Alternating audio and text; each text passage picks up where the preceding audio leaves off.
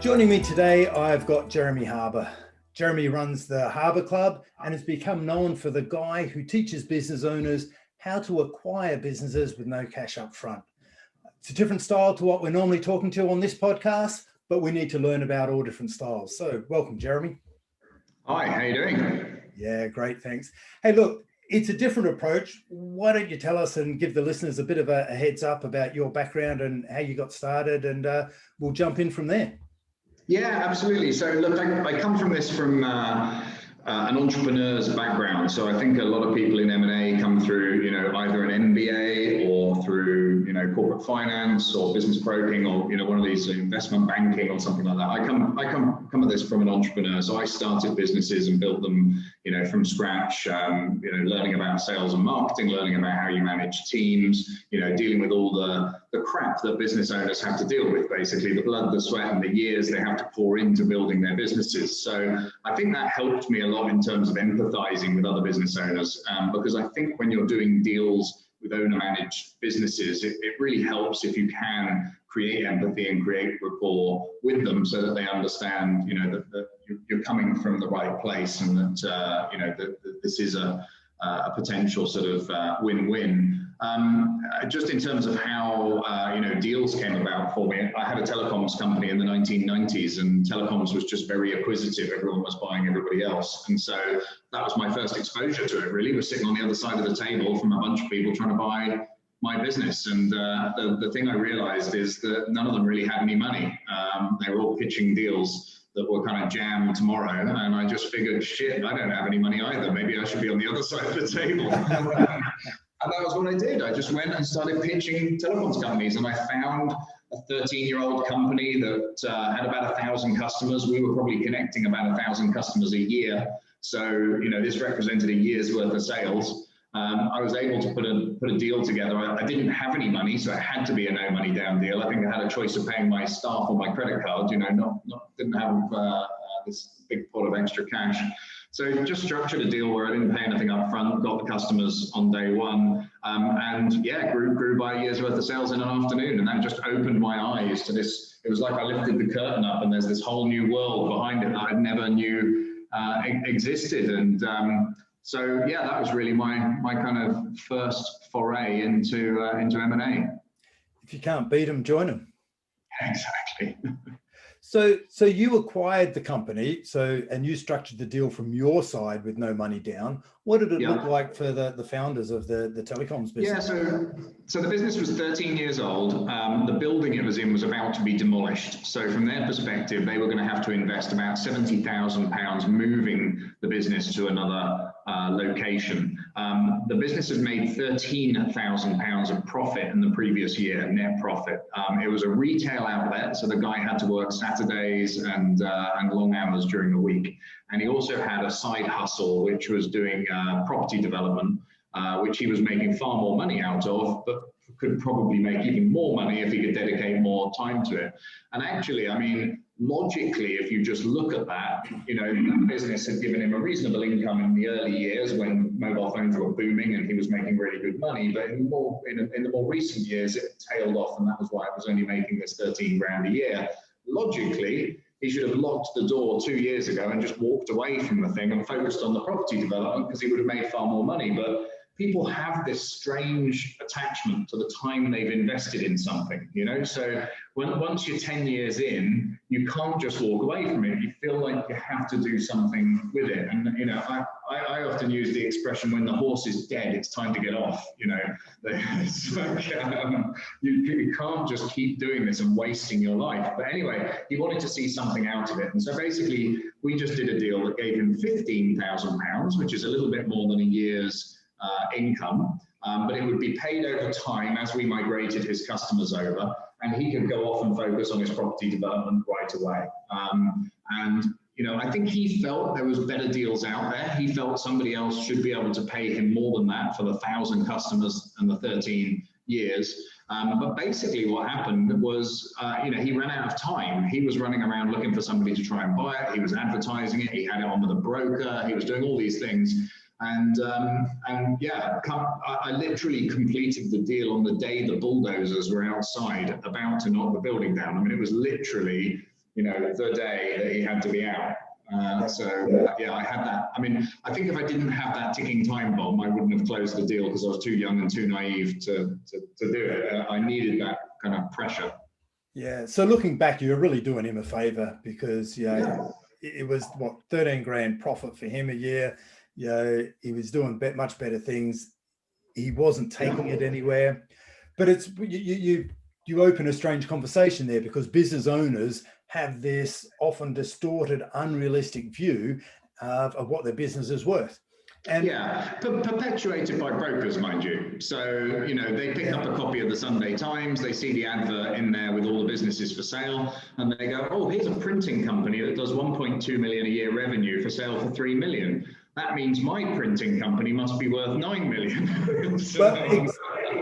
Exactly. And it's part of, sometimes they go, I want, 1, 5 or 10 mil. There's always a nice round number like that. Based on what? Well, based on what it owes me, because I've invested in this time. And I'm take the number of directors and multiply it by 1 million. That's always a good gauge. That's a good one. And well, I just want this much, so then I can retire. Well, have you had any financial planning? No. So it's just a nice round number that it's a return. And I think that psychology comes across to everything. Yes, the brokers have a bit to answer for as well, and there's some good guys out there, and like every industry, there's a mix. But what I've noticed also is, from someone who's done a fair few sales, is when someone comes to sell their car, the starting point is, or their house, their number is a much higher than in reality what the market wants to pay. And at some point, business owners. But I think businesses are a little bit harder to pin the valuation down on, because there are so many factors that drive valuation, and small businesses in particular, where owner managers are typically doing the work of 3 people for the salary of half a person, and then expecting that not to be factored into the eventual price that the business sells for, and they're thoroughly unprepared to sell. They haven't got any of their deal room or data room together. They haven't got any basic information that you need in order to be able to assess the business. They have the unrealistic expectations of what they think it's worth, and it's almost like the perfect storm, only it's a shit storm. Absolutely. Well, it just leads us to there's a lot of literature being written over the last 30, 40 years, I guess, about we need to work on our business and not in our business. And I think business owners on the whole are aware of that principle. Whether they do anything or not is different, but they are aware of it. What I'm just realizing now, and I'm primarily UK based, is that business owners aren't aware that they need to prepare their business if they want to go through an exit. They're just building their business, running along day to day often, and saying, hey, look, my business is my pension. I'm not doing any pension planning around it, but, and they're treating it as a job, and they've just got a revenue stream, but they're not preparing it. And as you say, we've got a whole lot of directors doing the work of 10 men or 10 people. We haven't got a deal room. We haven't got control of our finances. It's a shitstorm, as you say. We've got a great solution for this that we recommend. We get a lot of people come onto my Harbour Club community who run their own business already. And my first bit of advice is always sell your business, because the adage I always use is the right time to sell your business is now, because you just don't know what's around the corner. There could be a global pandemic, or or Google could start to do it for free. There are all these disruptors coming into pretty much every industry now. So, my advice is to sell, create the capital event, invest that capital, get passive income, and go and do the things that you really want to do in business. And but the recommendation I always make, the first thing is to make yourself non-executive in your own business. So effectively get out of the day-to-day operations. Now that's very easy to say and very hard to do. And I actually recommend doing it with an acquisition. So if you want to find somebody that's really good at running a business that looks like yours, right now they're running a business that looks like yours. If you try and recruit for that position, you're going to overpay, you're going to get somebody that's untested, you're not going to know if they're going to be able to actually do the job. Whereas if they're already running the competitor down the road or another business in the same industry, you know that they're good at doing that. Plus, they're probably doing that half the, 3 times the work for half the salary. So by bringing the two businesses together for them to run the whole thing is a great way of getting a management team in place that's already, they don't have to get up to speed. They're already doing what you do. There's obviously going to be differences they have to adapt to and learn, but you can achieve that with a merger. And a merger is just as you know, just an acquisition using shares instead of cash. Yep. So you give up a bit of equity, but you get yourself non-executive. You also get a bigger business. And as you all know, selling bigger businesses is easier than selling smaller businesses. And if you don't F about, I will use that word rather than the full version, if you don't F about with all the synergies and trying to do all of that stuff, which is where you can waste a lot of time and energy, if you leave the businesses relatively separate apart from that top management tier, you actually leave something on the table for the buyer as well, because the buyer will look at that lack of integration and see it as an opportunity. I see it as a massive mess that you're going to get bogged down in for the next 2 years, but they will see it as an opportunity. Hey, look, you've got 2 accounting systems, and you've got 2 bookkeepers, and you've got two offices and 2 customer service teams, and they'll just see that as being low-hanging fruit in terms of sorting it out. So using a merger is a great way of effectively getting someone in the business that you can then sell. So you might be 50% shareholder instead of 100% shareholder, but you're selling the business with somebody in the driving seat. And I've actually seen this with one of our Harbour Club delegates who didn't take my advice, and he was a 50% shareholder, and he had a passive investor in the US who was the other 50%. And he got offered £18 million by Lloyd's Development Capital, the VC firm, £18 million, but it was £9 million cash to the guy who sat on the beach in the US doing nothing, and £9 million of shares invested over 5 years to the entrepreneur who had founded it, built it for 10 years with his bare hands, and was in there operating it. So if you don't make yourself non-executive, the entrepreneur usually gets screwed, and the passive investor normally gets cashed out. Yeah, I think one of my clients summed it up really well once, and he said to me, so what you're saying to me, Daryl, is the more I work in my business, the less it's worth. Bingo. Summed it up beautifully. Yeah.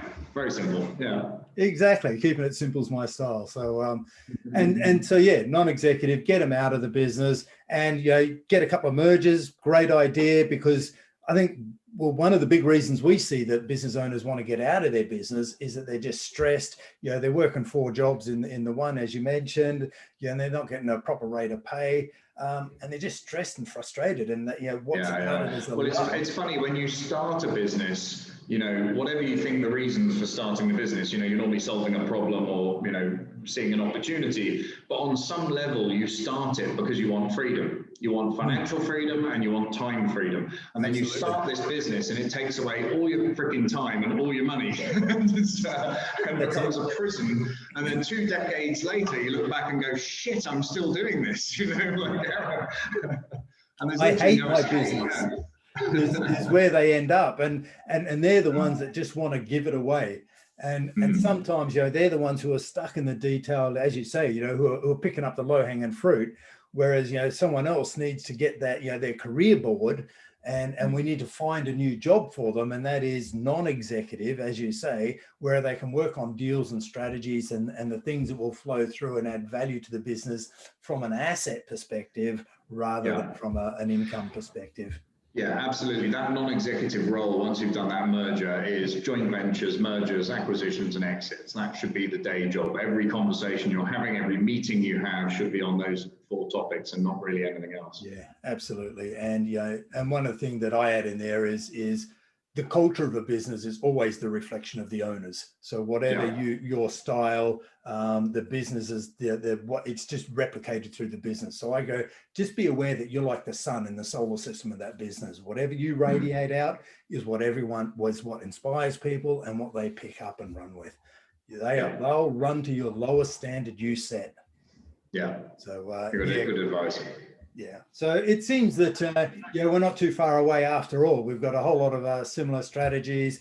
You're picking up opportunities where people have just got themselves. They haven't done any planning. They've often, by the sound of it, run out of options, and you're doing them a favor in many cases. Yeah, there's actually a lot of different. There's a lot of different types. So there's what you've just described, which I guess that fits a lot of the baby boomers that don't want to waste the next 2 years trying to sell their business. They want to kind of get on with their retirement.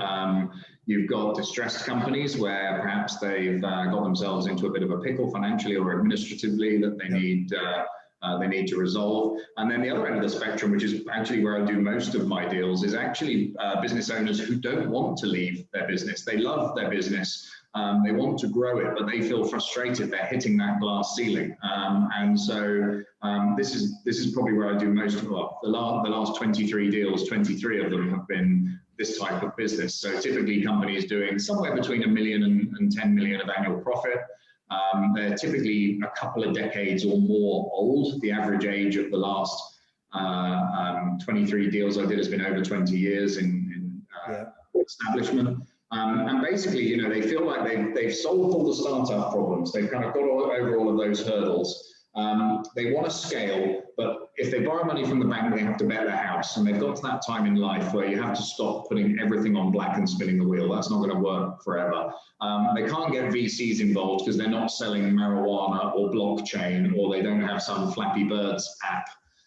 They can't get private equity because they've got an enterprise value less than 100 million. And so they've got great businesses that spit off cash, and they could be punching so much more above their weight, but they just feel they're missing out on contracts to big competitors. They're not attracting the best talent, and they want to move beyond that. And for those guys, we put them into what we call our agglomerations. And agglomerations are effectively publicly listed conglomerates of small businesses, so that we create a portfolio of small businesses that are diversified across countries and currencies and products and services.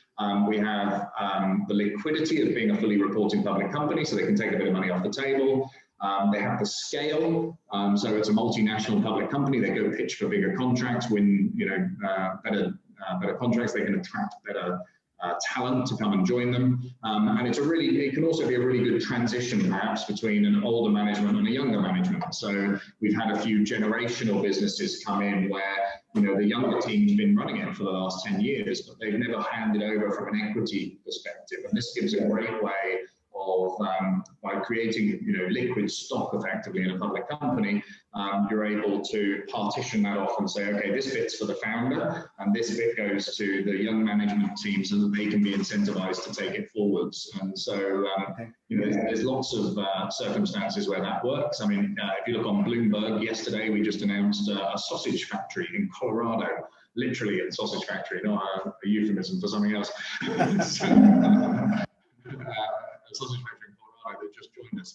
Incredible founder, incredibly motivated, lots of expansion plans and things that they would like to do. But when you're in that food services space, getting onto the right supermarket shelves, punching above your weight, competing with the big boys is really, really hard. Now he's part of a global multinational public company. He can go and pitch the Walmarts of this world and actually have a chance of getting through the first stage of the tender process. So it's a great way of incentivizing and elevating small businesses.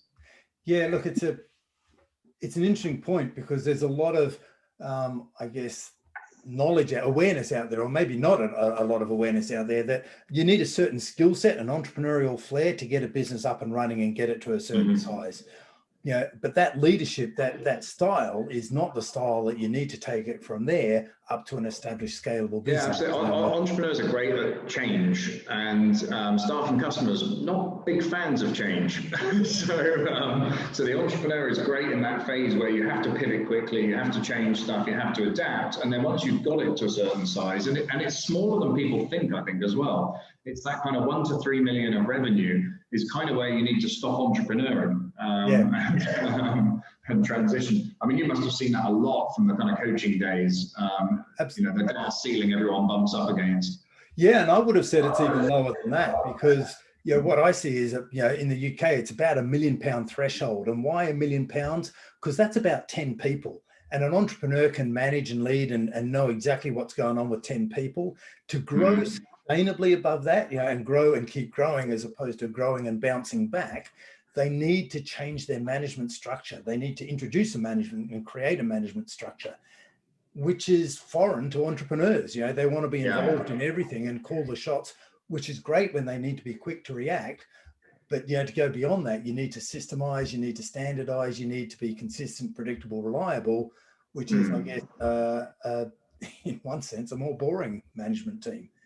But they can scale it, and they're reliable and consistent. Well, this is what I recommend to people about moving away from the customer value to the shareholder value. It's kind of what we were talking about, you know, becoming non-executive, working on your business. You know, if you want to use, you know, that creative flair and that dynamism that you have as an entrepreneur, do it in joint ventures, do it in acquisitions, do it in mergers. You know, do it with things that would have a game-changing impact on the shareholder value of the business. You know, I mean, if you do I remember when I had my telecoms company, we did a joint venture with Costco to open stores in all their stores. You know, and that was a game changer. It was like a 6x of the company, you know, just by putting that joint venture together. Now, if I hadn't been in strategic mode, if I had still been in the weeds as I was for the first, you know, 8 years in that business, I would have just looked at Costco and thought, how many phones do they have? How much do they spend on their phone bill? And I'd try and sell them that. Because I was in strategic mode, I went down the joint venture route, which is, you know, infinitely more valuable in that situation. So yeah, there is this. You need to free yourself from that day-to-day operation and start to use that same creativity in a more powerful way. Yeah, exactly. I couldn't agree more with that, because, you know, we talk about moving from an income mindset to an asset mindset. And what a lot of entrepreneurs, they forget to go back to their accountant and change that brief as well. Well, they just become a glorified salesperson, don't they? It's They ask their accountant initially to set up their business to save tax, but they forget to switch that and go, well, we're now building a company. We want to build it as an asset to scale. You know, mindset. That's a really good bit of advice, actually, for anybody that's listening that's looking to sell a business. Have a look at how you recognize income and expenses in your business, because I see this all the time with companies that are for sale, but they've optimized their income recognition and their expense recognition to minimize tax, not to maximize profit. And, you know, there's so many different, if you're not into accounts, don't worry if this is going over your head, but basically when you sell something, you can choose when you recognize to have sold it. You can choose that you recognize the income the day you sell it, the day the person pays for it, or the day you deliver the service. And obviously those different treatments can have a massive impact on the profitability of the business. In fact, I remember in my telecoms company in about our first or second year, I think it was, my accountant saying, and luckily I employed a qualified accountant as my sort of FD, massively overqualified. We really needed a bookkeeper, but I remember him saying to me, hey, so do you want to make a 200 grand profit? Do you want to break even, or do you want to make a 200 grand loss? And I just went, well, surely it's what we sold, less what we spent, and what's left over. You know, that for me, that was accounting. How the fuck can it be a different answer, you know? And basically it just boggled me. I remember I was probably 18, 19 years old when I had that conversation, and I was just gobsmacked, and I became fascinated with it, you know, ever since then, because it was all the same numbers, three completely different answers, you know. Yeah. It's the switch to financial management, I guess, from tax management, isn't it? Yeah. And if I've just got a job, I'm just interested in how much tax and how efficient it is.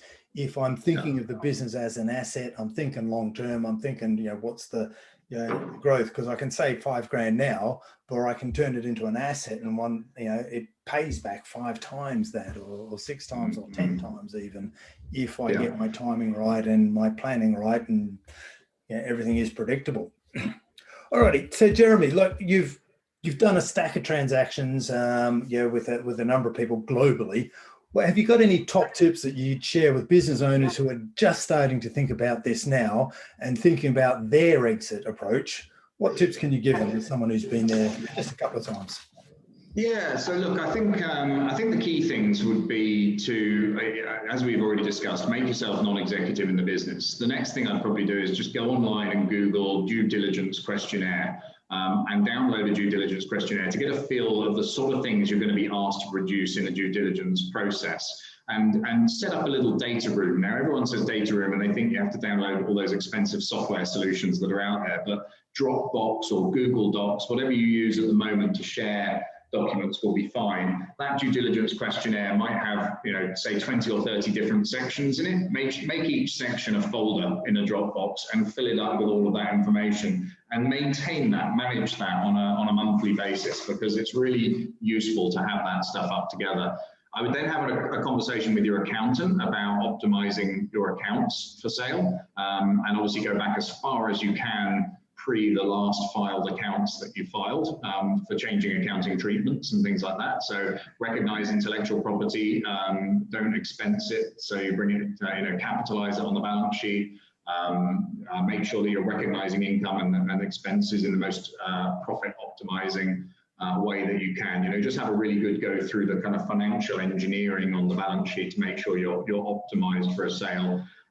Get rid of all those personal fiefdom things. If you're paying the nanny or your car or sticking the old bunch of flowers for the wife on the company credit card, get rid of all of that shit. Stick it all through, stick it all through expenses. You know, stick it all through personal expenses and show it as something that you owe the company. Bring all of that back into profit in the business, so that it's much cleaner when somebody comes to look at it. Normalize your salary. Pay yourself a normal salary. I think it's really useful. If you've underpaid yourself, they'll use that against you in a negotiation. So, you know, making sure that stacks up is important. And I would even reach out to some finance brokers. So speak to a finance broker and see how much money you could potentially borrow against your own business. You know, if you leveraged every asset in the business and took out a C-bills loan or a small firms loan guarantee loan, what's the maximum you could borrow based on your cash flows, so that you can present that to people as a potential financing solution for them to buy your business from you. So make it easy for them. You know, like selling anything, often a sales process is really just a case of removing the obstacles to the sale. And the two biggest obstacles to selling any business are getting people comfortable with the business, the due diligence component. And if you've got all those due diligence files up together, it's kind of like, you know, the restaurant with the clean toilets. They'll just assume everything else is fucking brilliant because you've got all of this is so organized. Shit, these must be the most organized people on the planet. Because if they've looked at 6 other businesses, none of them will have that ready. So you'll immediately be in the top 1% of all the stuff that they've looked at. And the other biggest obstacle is finance. So if you can provide them with the finance as well, so here's the DD and here's the finance, you've basically removed the 2 biggest obstacles to getting a transaction done. So that's where I would kind of start. Well, yeah, I got to thank you for that, because without possibly being aware of it, you know, if a business owner wants to go through all that and it's the first time they've done it, you know, they've never done it before and they want someone to guide them through their process, that's pretty much what we do at Succession Plus. Right, great. So, we call it pre-due diligence. We take them through the due diligence process. We talk about it, you know, being through a buyer's lens, you know, and we give them a valuation of their business. We know a business is valued what someone will pay for it, but that realistic third-party valuation is often a shock, you know, and they're followed by a take of breath, and set them up through that process so they know exactly what's going to come. And if you make it easy, I love your point, make it easy for you know, remove all the risk, make it easy to buy the business, then the price will go up. You know, great tip about, you know, finding out what the business could fund on its own as a purchase mechanism. So, there's the benefit of someone having done it a number of times and doing that process daily. That's a great tip for business owners. You know, prepare in advance, go through all the due diligence, because you talk about, you know, the toilet in the restaurant, you know, it's exactly the same when they go through due diligence. When a buyer starts asking for information and it takes weeks to prepare it, they go, well, if I haven't got that ready, what? I literally had a conversation with somebody yesterday afternoon that's just walked away from a transaction because it's taking too long to get information from the vendor. Literally just yesterday, and it's really common. You know, it just sends up a flare that says these guys don't know what they're doing, or it's a bit, or there's too much risk, or it's a bit scary, or why don't they know this? You know, it's dangerous. The management team is not going to be able to follow through once the owner leaves. You know, massive risk, which all adds up to having an earnout or the business not being able to sell at all. I think brokers tell me that, you know, more than 40% of businesses that go to market don't end up selling. So yeah, and the number that sell in their first year is less than 10%. So, so what tends to happen is they list, and after 3 years of kind of attrition, they sell for a much lower figure than they wanted to, on a much worse deal structure than they wanted to. It's not, the problem is, as soon as the broker dangles the multi-million-dollar exit in front of you, the business owner's down the Mercedes garage picking leather colors, instead of being in the business making sure that everything's working. They take their eye off the ball, they end up in an earn-out. All the risk is still on them to deliver during the earn-out.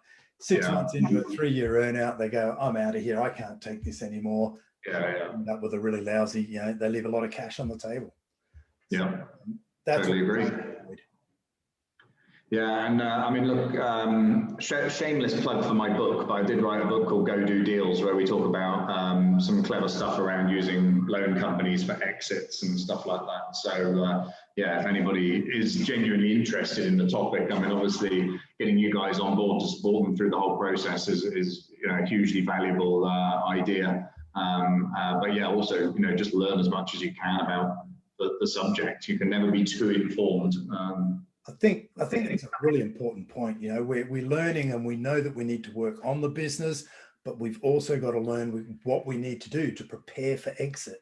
We're only going to do this once for many of the business owners, and we want to make sure that it counts and it delivers what you're hoping it will deliver. So, hey, Jeremy, fantastic talking to you. Thanks for sharing your top tips with the listeners. Really appreciate your time and your wisdom today. Awesome. Glad you enjoyed it. And it was just in time because little people are returning back from school. So fantastic. Great time to join us. All righty. We'll call it a day there. Thanks again. Fantastic. See you soon.